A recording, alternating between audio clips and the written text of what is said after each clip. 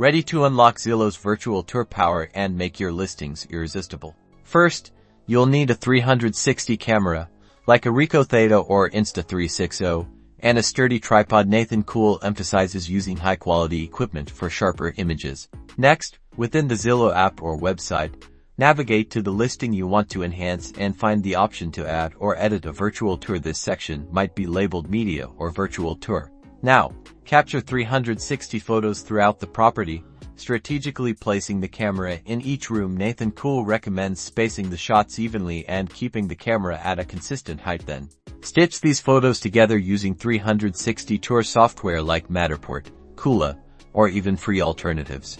Add interactive hotspots to your tour, linking each panoramic image to the next, creating a seamless walkthrough experience. Be sure to label each hotspot clearly to guide viewers. Finally, upload the generated URL or the completed tour file directly to the Zillow listing. Double-check that the tour functions correctly and that all hotspots are active. That's it.